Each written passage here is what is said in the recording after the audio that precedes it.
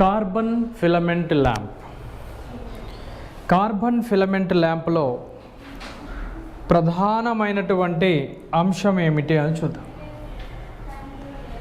సాధారణంగా మొట్టమొదటిసారిగా బల్బుని కనుక్కున్నది థామస్ ఆల్వా ఎడిసన్ గారు. థామస్ ఆల్వా ఎడిసన్ గారు మొట్టమొదటిసారిగా బల్బుని కనుక్కున్నారు. ఈ బల్బ్ అనేది కార్బన్ ఫిలమెంట్ ల్యాంప్ రూపంలోనే కనుక్కోవడం జరిగింది.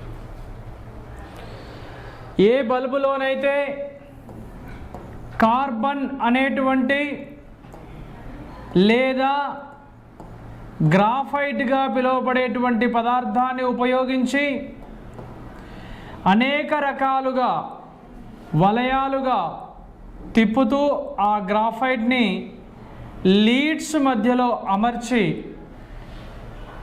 విద్యుత్ ప్రసారం చేసినప్పుడు ఆ విద్యుత్ శక్తి ఉష్ణశక్తిగా మారి ఉష్ణశక్తి కాంతి శక్తిగా మారుతుందో ఆ బల్బుని ఇన్కాండిసెంట్ ల్యాంప్ అంటారు.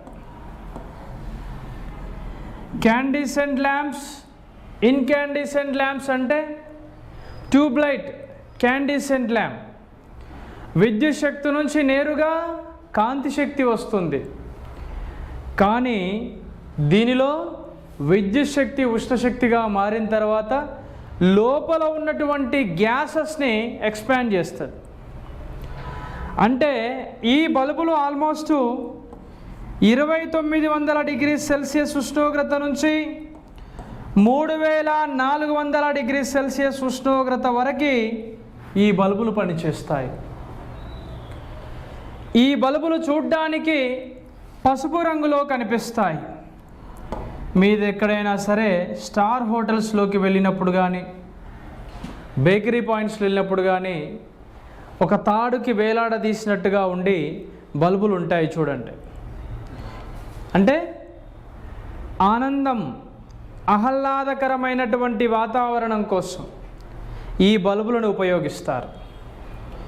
ఈ బల్బుల యొక్క టెంపరేచర్స్ నుంచి అంటే దీని నుంచి వచ్చే టెంపరేచర్ అనేది టంగ్స్టన్ ఫిలమెంట్తో పోలిస్తే చాలా తక్కువ ఉష్ణోగ్రతలు అనేవి రావడం జరుగుతుంది. కాబట్టి రెస్టారెంట్ లోపట, బార్ల లోపట మరియు ఈ బేకరీస్ లోపట, ఫోటోగ్రఫీ లోపట ఈ యొక్క కార్బన్ ఫిలమెంట్ ల్యాంప్స్ని ఉపయోగిస్తారు. ఒక వాటుకి 3 నుండి 4 ల్యూమెన్స్ 3 నుండి 4 ల్యూమెన్స్ శక్తిని ఈ కార్బన్ ఫిలమెంట్ ల్యాంప్స్ అనేవి విడుదల చేస్తూ ఉంటాయి. ఒక వాటికి అంటే 60 వాట్ల బల్బ్ అనుకుంటే 60 × 3 వేసుకుంటే 180 ల్యూమెన్స్ కాంతిని వెదజల్లుతుంటాయి. ఏం బల్బులు అవి? Carbon filament lamp. పేరు ఎందుకు వచ్చింది? కార్బన్ కాబట్టి. ఎవరు మొట్టమొదటిసారిగా బల్బును కనుక్కున్నారు? Thomas Alva Edison. Thomas Alva Edison గారు బల్బును కనుక్కున్నప్పుడు 999 సార్లు ఫెయిల్యూర్ అయ్యాడు. తన 1000వ సారి ప్రయత్నం ద్వారా సక్సెస్ కావడం జరిగింది. అంటే ఓటమి అనేది గెలుపుకు పునాది అనేది బల్బును చూసినప్పుడు మనం నేర్చుకోవాలి. అంటే 999 సార్లు అంటే అది నాట్ ఏ జోక్. అంటే ఎన్నోసార్లు విఫలమైతేనే ఈ బల్బు వచ్చింది. చీకటి నుండి భవిష్యత్తు అనేది వెలుతురు వైపుకు ప్రయాణించడానికి ప్రధానమైనటువంటి కారణం బల్బ్. మనం అంతా చూడండి, సరే చీకటిని పారదోలాలంటే లైట్ వేయాలి. ఓటమి నుంచి బయటికి రావాలంటే మన జీవితంలో విజయం అనేటువంటి లేదా గెలుపు అనేటువంటి ఒక వెలుతురు రావాలంటే మనం కూడా ప్రయత్నం లేకుండా శ్రమించినప్పుడు మాత్రమే 100% సక్సెస్ సాధిస్తాం. కొంతమంది అనుకుంటారు ఒకసారి ప్రయత్నం చేసి అయ్యో రాలేదు అనుకుంటారు. కానీ నిరంతరాయంగా ప్రయత్నం చేస్తేనే కానిస్టేబుల్ కూడా సివిల్స్ ర్యాంకర్ అయ్యాడు. మీరు చూడండి, ఐఏఎస్ క్యాడర్లోకి వచ్చాడంటే సక్సెస్ అనేది ఎవ్వరికీ ఈజీగా రాదు. సక్సెస్ అనేది పాయింట్ వేసుకున్నంత ఈజీ అయితే కాదు. అవునా కదా? సక్సెస్ అంటే అది కష్టపడాలి. కష్టపడాలంటే దానికి ఎంతో రకమైనటువంటి మేధస్సును ఉపయోగిస్తేనే దానికి అంత వాల్యూ అనేది ఉంటుంది, అనా కదా. అందుకే ఈ యొక్క థామస్ ఆల్వా ఎడిసన్ యొక్క ఫెయిల్యూర్ స్టోరీని మీరు ఎక్కడ వీలైతే డిస్కవరీ మ్యాగజైన్ తెలుగు అని కొట్టండి, మీకు గూగుల్లో వస్తుంది. ఆయన చరిత్ర కూడా అందులో కనిపిస్తూ ఉంటుంది. మనకు బ్యాటరీస్లో సెకండరీ బ్యాటరీస్ని కూడా లెడ్ మరియు ఎస్టిక్ యాసిడ్ని ఉపయోగించి తయారు చేసింది కూడా, లెడ్ ఎస్టిక్ బ్యాటరీని తయారు చేసింది కూడా థామస్ ఆల్వా ఎడిసన్ గారే. తెలుసు కదా మీకు ఈ విషయం. రెండవ విషయం, పసుపు రంగు కాంతిని వెదజల్లుతాయి. ఇన్కాండిసెంట్ ల్యాంప్స్ అంటారు. 2900 నుంచి 3400 డిగ్రీ సెల్సియస్ ఉష్ణోగ్రతను వెదజల్లుతాయి.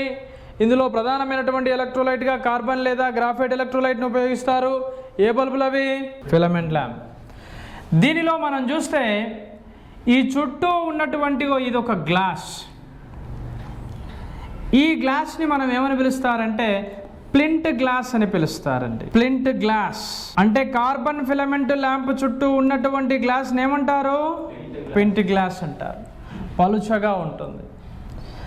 ఈ గ్లాస్ అనేది పలుచగా ఉండడం వల్ల కాంతి అనేది అన్ని వైపులా బయటికి రావడానికి అవకాశం ఉంటుంది. నేను చెప్పానే ఫిలమెంట్ ల్యాంప్ లోపల ఈ వైర్లని లీడ్ వైర్స్ అంటారు, లీడ్ ఇన్ వైర్ అంటారు. లీడ్ ఇన్ వైర్ అంటే ఒకవైపు నుంచి పాజిటివ్, మరోవైపు నుంచి నెగిటివ్ అనేది బయలుదేరి వస్తుంది. దీనికి ఈ భాగంలో ఉన్నటువంటి దీనిని గ్యాస్ స్టీమ్ అంటారు. ఏమంటారు? గ్యాస్ స్టీమ్ గ్లాస్ అంటారు. అంటే ఇందులోపట వాయువులు అనేవి ఉద్రిక్త స్థితిలోకి చేరుతాయి. అంటే భూస్థితి నుండి ఉద్రిక్త స్థితికి చేరినప్పుడు ఆ వాయువులు అనేవి అన్ని వైపులా కాంతిని వెదజల్లడానికి ఉపయోగపడుతూ ఉంటాయి. వీటిని ఏమని పిలుస్తారు? గ్లాస్ స్టీమ్ బల్బ్ అని పిలుస్తారు. దీని లోపల మొత్తం గ్యాస్ ఉంటుంది. మరి ఏం గ్యాస్ ఉంటుంది సార్? ఆర్గాన్ గ్యాస్ ఉంటుంది. దాంతోపాటు ఏముంటుంది అన్న? నైట్రోజన్ గ్యాస్ ఉంటుంది. ఆర్గాన్ ఉంటుంది మరియు నైట్రోజన్ ఉంటుంది. మరి నైట్రోజన్ ఎందుకు సార్ అనొచ్చు?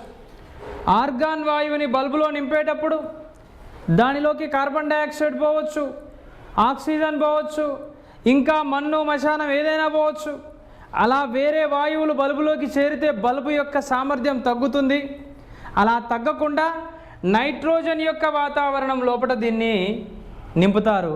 దేన్ని నింపుతారు? ఆర్గాన్ వాయువుని నింపుతారు. ఆర్గాన్ అంటే అర్థము లేజీ గ్యాస్ అని అర్థము. ఆర్గాన్ అంటే అర్థం ఏంటి? లేజీ గ్యాస్ అని అర్థము. లేజీ గ్యాస్ అంటే తెలుగులో సోమరిపోతు వాయువు అని అర్థం. నియాన్ అంటే న్యూ గ్యాస్ అని అర్థము. కొత్తగా కనుక్కోవడం ద్వారా దాన్ని నియాన్ అని పిలుస్తూ ఉంటారు. ఇలా ఈ ఆర్గాన్ వాయువుని ఈ బల్బులో నింపేటప్పుడు ఏ వాతావరణంలో నింపుతారు అంటాడు? నైట్రోజన్ వాతావరణంలో నింపుతారు అనే విషయాన్ని గుర్తుపెట్టుకోవాలి. ఇది glass tube, lead in wire, steam. This is base. ఈ గ్లాస్కి దీనికి మధ్యలో మనము సెడిమెంటేషన్ లేదా సిమెంటేషన్ ప్రక్రియ చేస్తాం. ఆ సిమెంటేషన్ ప్రక్రియ లోపల మనం ఉపయోగించేటువంటి ప్రధానమైనటువంటి రసాయనం కొద్ది పరిమాణం లోపల పీటీని కలిపి ప్లాస్టర్ ఆఫ్ ప్యారిస్ యొక్క ఉత్పన్నాన్ని ఉపయోగించి గమ్ము సహాయంతో దీన్ని అతికిస్తాం. మీరు ఎప్పుడైనా బల్బు ఖరాబ్ అయినప్పుడు ఇట్లా తిప్పండి, ఇది ఇదే విడిపోతూ ఉంటుంది. ఉన్నప్పుడేమో మనకి సిమెంట్ యాష్ కలర్లో ఉంటుంది. బల్బు ఖరాబ్ అయినప్పుడు తీస్తావు కాబట్టి అది కాలి ఎర్రగా మారిపోతూ ఉంటుంది. ఆ మట్టి చూడడానికి ఎలా కనిపిస్తుంది? నీకు రెడ్ కలర్లో కనిపిస్తూ ఉంటుంది. ఇది బేస్. దీన్ని ఏమని పిలుస్తారు? బాయినెట్ క్యాప్ అంటారు. బాయినెట్ క్యాప్ అంటే ఏ ఒక్క బల్బుకి అయితే ఇటోవైపు ఉంటుందో పిన్స్ ఉంటాయో దాన్ని బాయినెట్ క్యాప్ అంటాం. అలా కాకుండా అదే బల్బుకి ఇలా స్క్రూ టైప్గా ఉంటే దాన్ని ఎడిసన్ స్క్రూ టైప్ అని పిలుస్తారు. స్క్రూ టైప్ ఉంటే దాన్ని ఎడిసన్ స్క్రూ టైప్ అని పిలుస్తారు. లేదా ఇలా ఉంటే దాన్ని బాయినెట్ పిన్ టైప్ అని పిలుస్తారు. బాయినెట్ పిన్ టైప్ అని పిలుస్తారు. ఈ క్యాప్ని మనము అల్యూమినియంతో తయారు చేస్తారు. అల్యూమినియంతో ఈ క్యాప్ని తయారు చేస్తారు. పైన ఇక్కడ ఏముంటాయంటే కాంటాక్ట్స్ ఉంటాయి. హోల్డర్ లోపల కప్ ఉంటాయి కదా, పిన్స్, వాటిని పట్టుకోవడానికి వీలుగా కాంటాక్ట్స్ అనేవి ఉండడం జరుగుతూ ఉంటుంది. ఇది ప్రధానంగా మీరు గుర్తుంచుకోవాల్సిన అంశం. దీనినే కార్బన్ ఫిలమెంట్ ల్యాంప్ అని పిలుస్తారు. కార్బన్ ఫిలమెంట్ ల్యాంప్ అనేది క్యాండిసెంటా, ఇన్కాండిసెంటా అంటాడు. Incandescent lamps. కార్బన్ ఫిలమెంట్ ల్యాంప్లో ఫిలమెంట్ ఉందా? ఉంది. ఫిలమెంట్ ఉన్నాయన్నీ కూడా ఏం ల్యాంప్స్ ఇవి? Incandescent lamps. టంగ్స్టన్ బల్బులు కూడా ఏంటి? Incandescent lamps. ఇందులోపట మీరు అనేక రకాలుగా ఇలా మలచిలు కదా, ఇలా మలచడం వల్ల దాని లోపల ఏమొస్తుంది? రెసిస్టెన్స్ పెరుగుతుంది, సన్నగా ఉంటుంది. రెసిస్టెన్స్ అనేది పెరగాలంటే పొడవు పెరగాలి, వైశాల్యం అనేది తగ్గాలి. పొడవు ఎక్కువగా ఉండాలి, వైశాల్యం తక్కువగా ఉండాలి. అంటే లీడ్స్ మధ్య సన్నని ఫిలమెంట్ని అనేక రకాలుగా మలిచి పెడతాం. నేను అనుకునేవాడిని నా చిన్నప్పుడు, ఎందుకు ఇంతగానం పెట్టాలి, వీటి నుంచి నీకు డక్కున పెట్టేది అయిపో కదా అంటాం. అంటే ఇలా పెట్టడం వల్ల ఏంటంటే లెంత్ పెరుగుతుంది, రెసిస్టెన్స్ పెరిగితే హీట్ పెరిగితే గ్యాసెస్ ఎక్స్పాండేషన్ పెరుగుతుంది, బల్బ్ అనేది ఎక్కువ వెలుతురు అందించడానికి అవకాశము ఉంటుంది. ఇది ప్రధానమైనటువంటి ల్యాంప్. ఈ